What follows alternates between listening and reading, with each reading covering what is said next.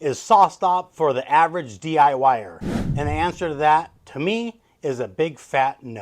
Every one of their saws on their website is referred to as being at the work site, job site, contractor saw, professional cabinet saw. No mention on their website about the new woodworker, the hobbyist, or the DIYer.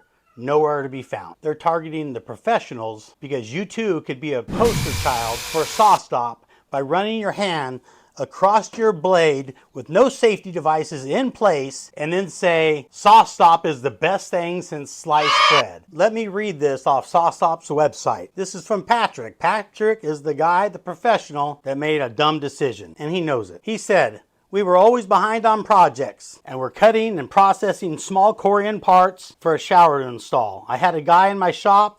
He said he was nervous about it," right? He's nervous about it. So he said, I told him to get out of the way and started doing it myself, and that's when the accident happened. Understand, accidents do happen, but when you disregard all safety protocols and then call it an accident, come on. That's not an accident, that's stupidity. An accident is you're using everything right and something happens. That's a definition to an accident to me. Not disregarding all rules, all safety protocols. He was cutting a piece of stone, synthetic stone, with no fence, let me take this off. So Patrick was cutting a piece of Korean, not using the fence, had the blade all the way up, because he said that in his story. And then he's going to try to cut a piece of stone on this, however he was doing it. I don't even know what to say. I'm actually speechless that you would try, cut a piece of stone, no fence, free-handing it, no guard, and look at this blade. You think you're going to get in here and cut a piece of stone like this? That's just a dumb decision. Is SawStop for everybody, or is it only for the professionals with all kinds of experience that choose to ignore all the safety protocols? I'll let you decide. The technology behind SawStop is absolutely incredible. I'm not knocking that. The problem I have with SawStop is that they should have looked after the DIYer, the homeowner, the hobbyist first. They have less experience. Instead, they focus on the industrial cabinet saws first with people that have all kinds of experience and should be able to use power tools safely and responsibly. But that's not the case. And now you have on the market people getting injured by tools, not using any safety equipment at all, and then thinking that SawStop is the best thing since sliced bread because we have professionals out there, including myself, that have misused tools. Luckily, after 40 years, I still have all my digits. You know why? Because I don't touch the blade. I don't care how cocky you are, how confident you are. These tools will hurt you if you don't follow the directions. Speaking of directions, every single tool I've ever bought has come with a safety manual, and it'll say right here how to use this saw. The reason I'm bringing this to your attention is because I know there's a lot of new woodworkers out there that want to get into it, or maybe afraid of machinery because they've seen what can happen. And they may think that SawStop is the answer. The only thing SawStop is doing right now is controlling the market and getting ready to drive more regulation very soon across the whole platform of all table saws. So maybe then they will give some DIY friendly prices, because right now none of their prices are DIY friendly. In my experience, in over 40 years, the only accidents that have happened to me or anyone around me is by people hurrying up, not being careful, and not following safety protocol. These tools don't just want to hurt you. And that's what I'm going to show you in this video. So enough about SawStop. Worry about you being safe at the table saw you already have, because it's just perfectly fine. You do not need a SawStop table saw to keep your fingers and be safe at the table saw, and I'll prove it right here. In this video, we're going to cover the fears of the table saw, facing your fears right at the table saw setup and safety, and then we're going to make every single cut right out of the book recommended by the manufacturer. So let's get started. It's totally understandable if you are afraid of this saw. You have a blade coming at you at 4,500 RPMs spinning at your face and body.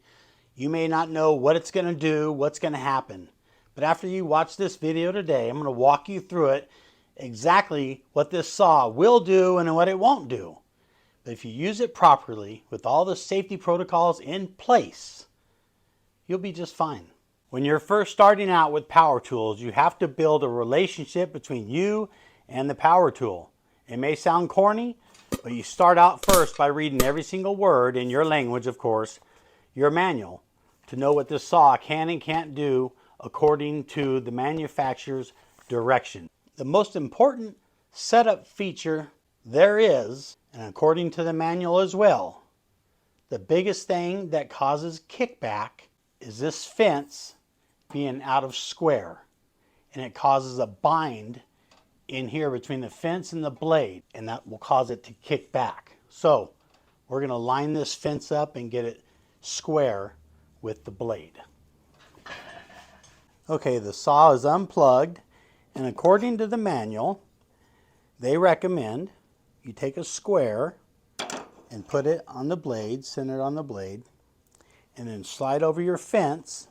Slide the fence over until it touches. Okay, it touches right there. And now we're going to lock it in. So it's touching here.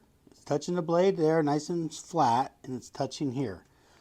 Take this and flip it 180 against the blade. It's nice and flat here, but if you look right there, there's a little tiny gap. So I'm going to show you how to adjust it on my saw. Okay, so here is the adjustment. There's one on each side of the fence. So right here, I need to move this, just bring this over just a little bit, maybe like 1/1000th. So we're going to loosen this. Loosen this. We're going to tap that over. It just went over a little bit. Tighten this up. And then we're going to check this. So now it looks good here. Let's see if it still looks good over here. And it looks good over there. So now we know that the fence is square to the blade. Also, there's another reference. If you have trouble with that, it's square to the blade. You could also look down this line, looking at the T-track and your saw fence. Look down and you can pull it in closer and see how close it is. See how the line goes away? Okay. But I'm not going to trust this today. I'm going to trust the manual, what we have set up right here. And that's square.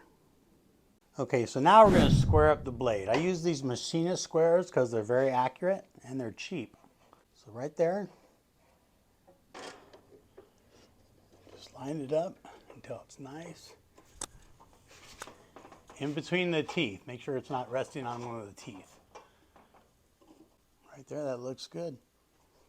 Lock it down, and you know you have a square blade that is running parallel with the fence now. So now it's getting safer already. All right, so now it's time to make this saw safe with the riving knife, the blade guard, and these anti-kickback pawls. So the riving knife, I've actually marked this one right here. It goes at the highest setting. So that's good there. These anti-kickback pawls will go in this hole right here. Like that. Oops. Got to put that insert in first. Lock that down. Now we can put the blade guard on. This one just pulls back right here and it goes in this little slot right there.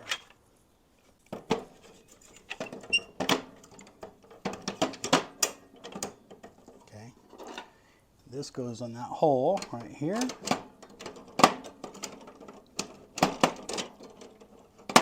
That's tight. Complete setup for safety right here.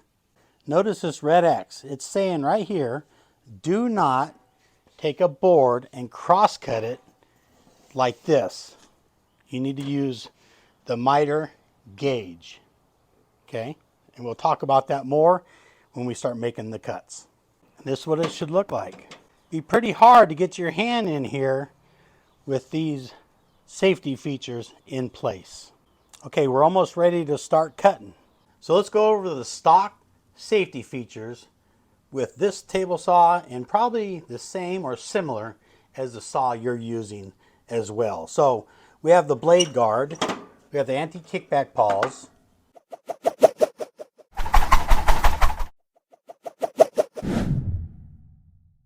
right? We have an extension of the table, right?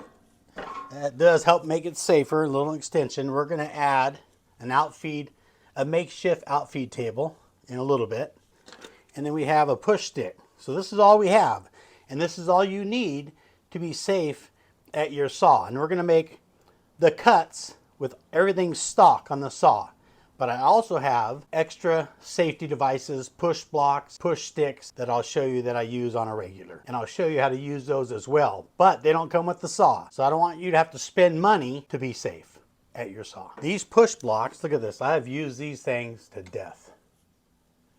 Get a cheap trowel at Home Depot, Lowe's, or wherever you want to get it. This is like $5 or $6. This is a V-notch trowel. I put 1, 2, 3 layers of 3/4 inch plywood. I put 150 grit, glued it on the bottom, a little cleat on the back to catch the board, and just screwed it together. And these work great for push blocks because you can run them right over the blade, and it's safe. Okay, so I use these. The pusher, someone made these, and I apologize. I want to give them credit, and I don't remember who it was, so I got it offline somewhere. So it's just a template, but you can make your own. You know, I use these a lot. Look at these. They're all beat up, but you can run them for thin pieces across the blade, and it keeps you safe, and it cuts this and not your hands, okay? And I have some more to show you. This is a smart push block. I really like this one. It's really grippy, grabs the piece really good and holds it. These cleats come down to grab the wood, or they also pop up and stay up if you want them up.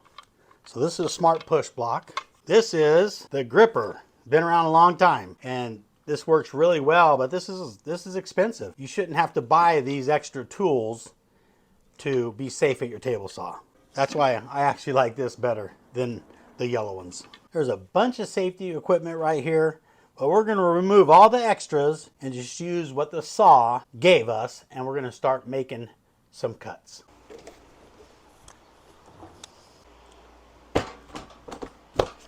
So let's do a dry run first, so you know what you're supposed to do pushing this board through the saw, through the blade. You push this board through, downward pressure. You don't have to put a lot of pressure. Just put downward pressure and slightly over to the fence. The guard's going to lift up like it is, and it's going to go through. Your job is to keep constant pressure through the blade. The anti-kickback pawls are engaging right here. Do you see that? This board, there it's engaged right there. I can't even pull it back. It's doing its job. So all you have to do is just keep pushing all the way through. Now it's recommended in the safety manual, less than 5 inches to use a push stick or a push block. We'll show you about the push block later.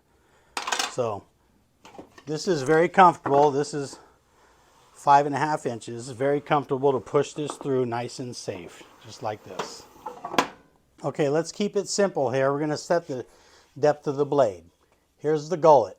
I make sure the workpiece is just right below the gullet. This gives a chance for the blade to clear out the material. It also helps keep the blade from overheating. Overheating your blade will dull your blade, and the life expectancy will be less. Okay, so this is the height we use for through cuts. But we're going to remove the extras because extras don't come with your saw, and we're going to start making the cuts right out of the book, by the book, with just this and this. So let's get started. All right, let's make our first cut.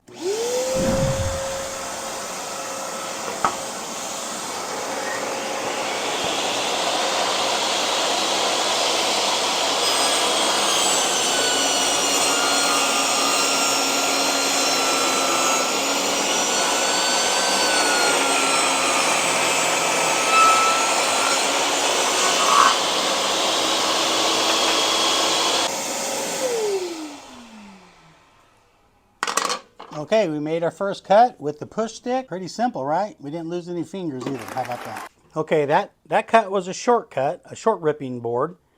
Let's rip this long board in half.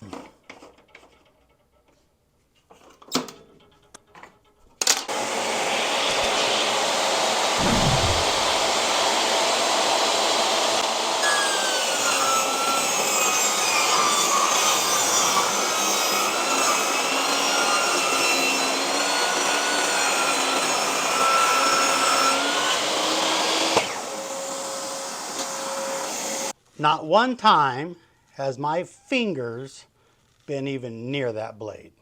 When you're making rip cuts, what you need to focus on is not the blade, is the material up against the fence. Because you already set everything up. You already set everything up for success. All you have to do is push it through and keep it against the fence. It is that simple. If you have a long board that is bowed, see that bow? See this bow? Okay, that is not safe at the table saw. You would not run, you don't want to run this through the table saw. Okay, it's just going to be unstable. But what you can do, if you don't need the whole board for your project, you just need pieces. I could cut this right here where this bow starts at this knot. I could cut this right here. Now I'm going to have probably two flatter pieces, easier to work with and safer to push through the saw. So please keep that in mind. If your boards look like this, please buy another board or cut it down to take the bows out. How do you make a cross cut? With the miter gauge. This miter gauge is stock. I don't feel comfortable using just the miter gauge. So I usually put a block, just a scrap piece of board, as a fence, okay? It's just more stable. And this is how you put it shit through. Some people do it like this, okay? I'm not saying it's wrong, it's just the manual does not recommend this. So, turn it around. The hand closest to the blade is on the miter gauge, okay? On the handle. Your other hand is going to hold the workpiece. One hand on the handle, one hand on the workpiece, holding it to the miter gauge. So let's raise the blade up. Okay, when you're using the miter gauge, you don't use the fence. When you use the fence, you don't use the miter gauge, ever. Never use them together, okay? We're just gonna push this all the way through, shut the saw off, and then we can grab our piece after the saw is shut down.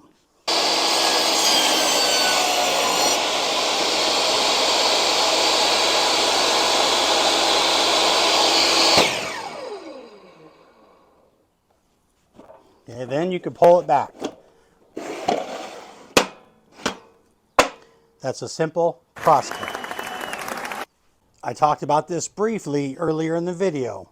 Right here it says do not crosscut. So do not try to crosscut a board like this. That is so dangerous. There's no stabilization. This is made for ripping like this. Cross-cutting is all done right here. You can see how this will get wedged in there. It's not stable, and that will cause kickback, and it'll be a bad day. So don't do this. Okay, the next cut is going to be a mitered cut with the mitered gauge. So let's just say we'll cut it at a 45-degree angle. Lock it in. Got your workpiece right here. Put down the guards.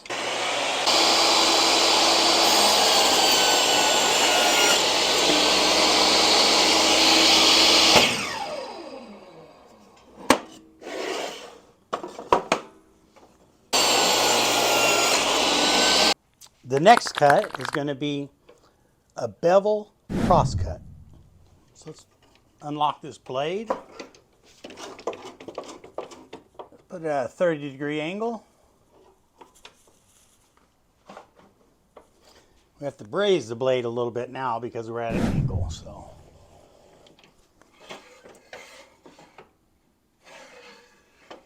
Okay. So this is just a bevel cross cut.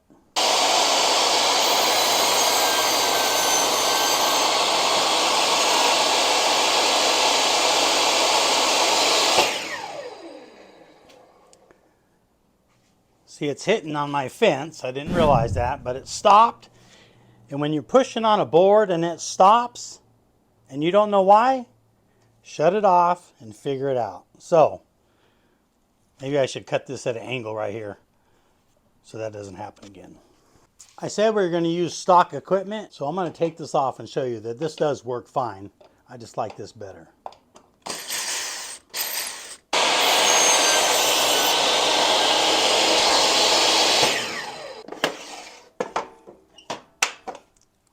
See, it works just fine. The next cut is going to be a bevel ripped cut.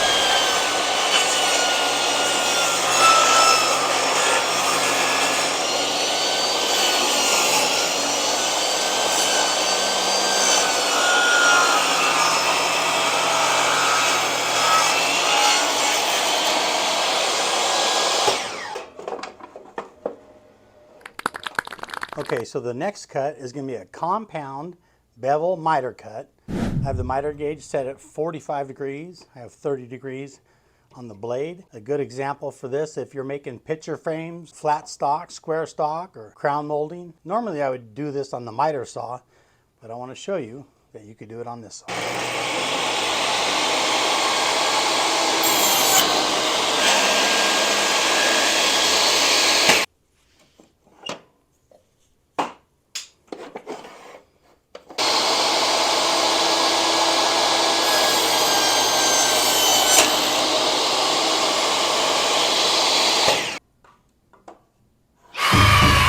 Okay, so now we're going to make some non-through cuts. I unplugged the saw. We're going to take off these guards.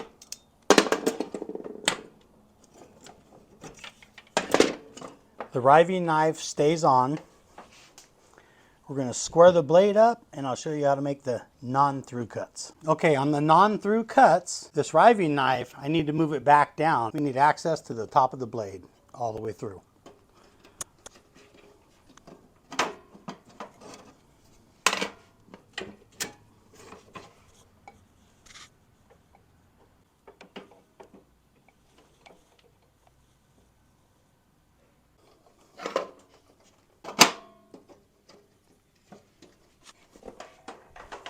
So when making non-through cuts, you need to use push blocks, push sticks, or a feather board. So in this case, we're going to use a push block. We'll use the homemade push block since that's the easiest to make for you to have access to.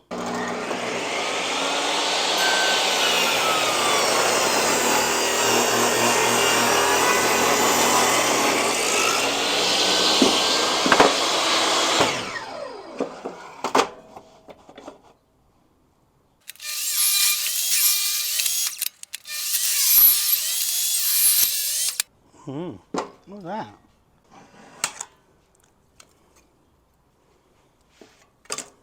Those pieces got splintered off in there, but you know what? It made a loud noise.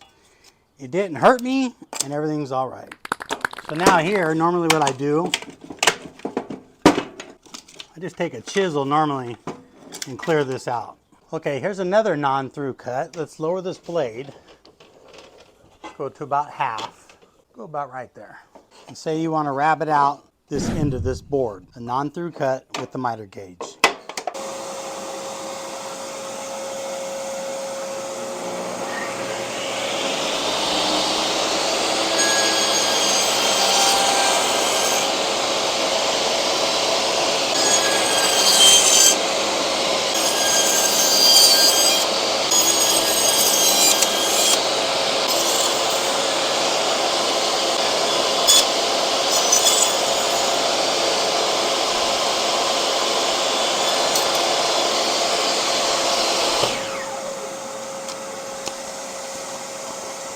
You can clean that up with the chisel a little bit, but see, there you go. You have a rabbet joint. The only time you remove the riving knife is when you use a dado stack to make dados, rabbet joints, grooves, whatever you're going to make with your dado stack, because it will not work with the riving knife. But this is the only time you remove your riving knife. We made all the other cuts, every single cut in the book with the riving knife in place. So this is the only time you remove the riving knife when you use a dado stack. If you need to cut thin strips and your push stick is going to hit the blade, we don't want to do that. I'm going to set up this gripper right here. You got the thin piece right here. That's about 1/4 inch. I have about 1/2 inch over here. So we're going to be good. And the blade's going to run right through here. Once you set it up, just do a dry run, make sure it's going to be clear. We're going to be good.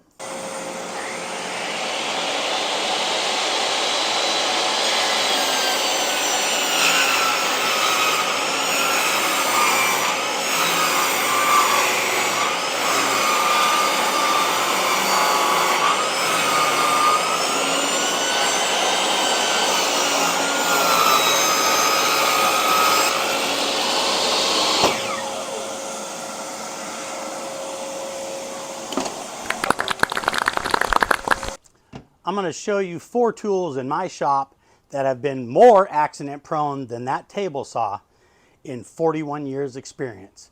A trim router, especially using the wrong bit or too big of a bit and taking off too much material. This thing will come flying out of your hands, super dangerous. This miter saw, it can be very dangerous if used improperly, like all tools, but it's been more dangerous than the table saw. Here's a saw I recommend every single DIYer buy first and get proficient with a skill saw. This saw right here, I've seen this run up more people's arms, fingers, thumbs, and up their legs because they didn't know how to use it properly. This is my favorite saw. This is my go-to saw. If I only had one saw to pick in my whole shop, it would be this worm drive skill saw that I've had for 30 years. And there's one other tool that you may not think is dangerous, very dangerous, and I'll show you. This 12-inch disc sander can be almost more dangerous than a saw if used incorrectly. It could still take off fingers, grind them down, and if you grind on the wrong side of the disc, this will shoot a board right into your face. So this disc sander actually is more dangerous than my table saw. Table saw manufacturers got it right many years ago when they added the riving knife and the blade guard. This is my opinion. I believe they're counting on everyone to screw up like the professionals out there that aren't paying attention, using any of the safety protocols, and then getting hurt. So don't be that guy or gal, because you don't need a SawStop. The saw you already have is perfectly fine. This saw is not for everyone. It's not priced for everyone. They didn't roll it out for the DIYer or the new woodworker. So to me, it's not for everyone, and it's a gimmick sell. And I call BS. Thanks for watching.